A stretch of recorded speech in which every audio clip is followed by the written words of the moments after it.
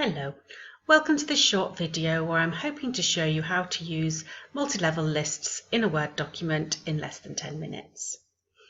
We need to use this feature in Word quite a lot at university when we're working with long documents such as dissertations and theses that have a lot of internal structure, perhaps with different chapters within there that all need different numbering within each chapter.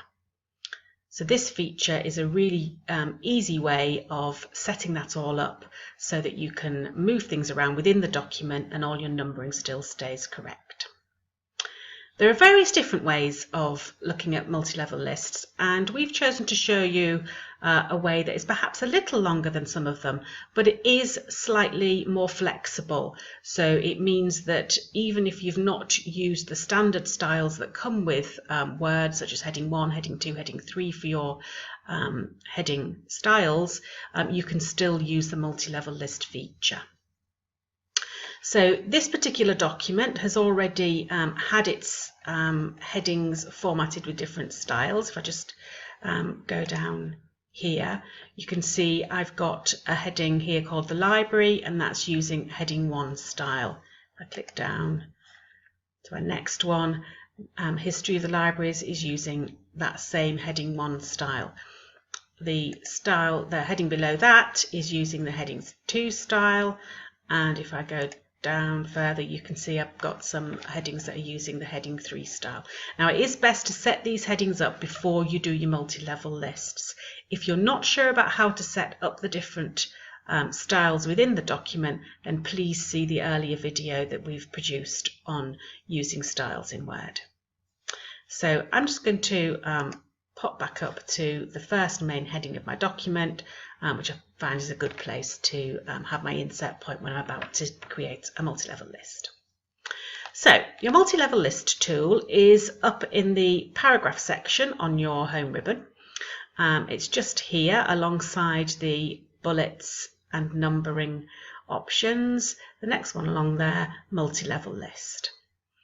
I just click on that. You can see there's some list libraries already in there that have got various different heading formats on them. The one we're going to create is rather like this one here, just a slight variation on it. But I'm not going to use this list library. I'm going to use this one above it, which has just got the numbering, not the different headings assigned to the different levels of numbering, because this gives us that extra flexibility that I was talking about earlier. So I'm just going to select that to begin with, and that just applies that single number 1 to my heading the library. I'm then going to go back up to the multi-level list and go to define a new multi-level list. And this is based on that list that I've already just applied to that one heading. So I'm going to click on that, and it brings up this dialog box. And you can see that this has a preview of what the list will look like at the top here. It's got different levels that you can click on to modify, and it's got various things we can modify about them below.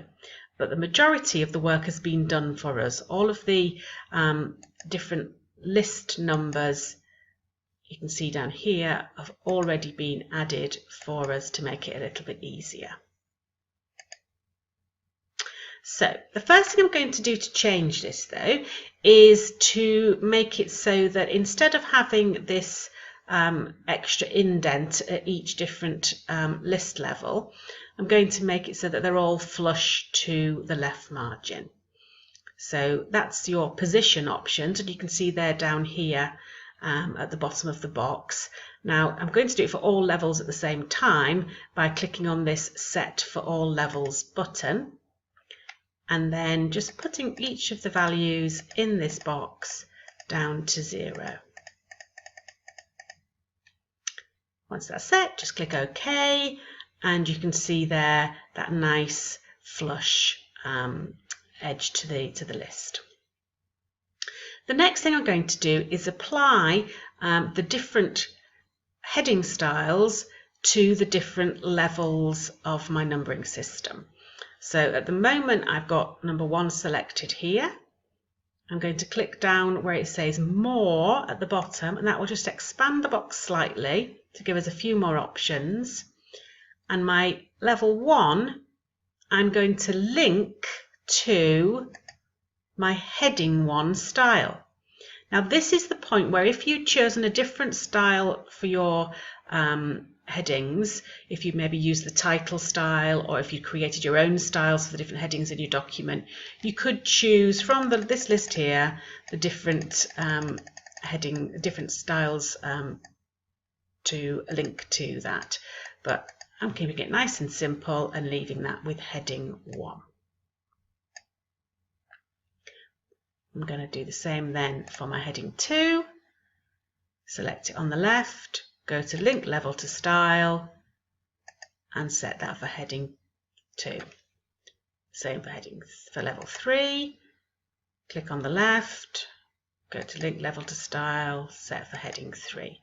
Now they're the only levels I've got in this particular document, but I am going to do one more just in case I need to add a further level at some point in the future.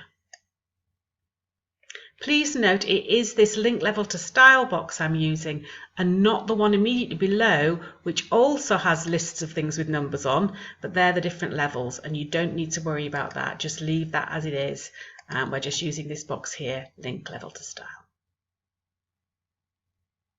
So once you've got that set, we've got one more change to make, and that is on the first level heading. It's quite common to actually put the word chapter in as part of your numbering. So if I've got my number 1 selected here at the top, I can click into this box here where it says enter formatting for number. I'm going to use the arrow key on my keyboard just to go right over to the left hand side of that box, and I'm going to write the word chapter and put a space in. And we can see on the preview how that's going to look, which is just how I want it. So click OK, and that will have put that style into action. And you can see here down the navigation pane how that numbering system has worked throughout the document. I click on any of these headings, and you can see there that's one of my third level headings, so it's 3.3.1, which is part of my 3.3 section, which is obviously part of chapter 3. Now you might have wondered why chapter 2, the library, isn't chapter 1, seen as this is the first chapter in my document. Well, that's because the sort of beginning of my document contains some spaces that I've set up already for my table of figures, table of tables, and there's the table of contents as well. And these are using the heading 2 style, which is part of the numbering system. So what we need to do is just change the style that they're using so that they're not taking the first chapter. So I'm going to click into here. Now, I don't want to just, create a sort of random style for them. I want them to still be included in the table of contents because I still want my table of tables, my table of figures to be part of this table of contents. So I'm going to just create a new style that's based on this heading 2 style, which will be included in the table of contents. So I'm going to go to the little dialog launcher here, just on the styles gallery, and open up the styles palette down the right hand side of the screen there. I'm in heading 2 and I'm going to create a new style by using this button here. You see there it's basing that style on the heading I had selected, which was a heading 2 heading. I'm going to keep it nice and simple. I'm going to call this heading 2 no numbers. Now I need to tell it not to use numbers, so I need to go down to the format button in the bottom left corner here and go to the numbering option, and although it looks like it's got no numbers on it, it actually is lying. We have to click on it where it says none, click OK, and then you will see there in the little preview that the numbers disappeared.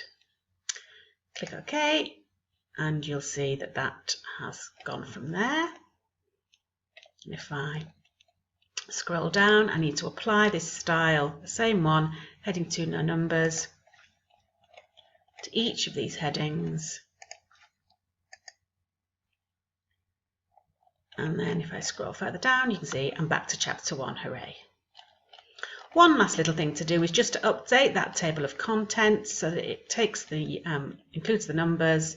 So I'm just going to click into it, click on Update Table at the top, Update Entire Table, OK. And there you can see my headings have all got the numbers on. My table of tables, table of figures still included,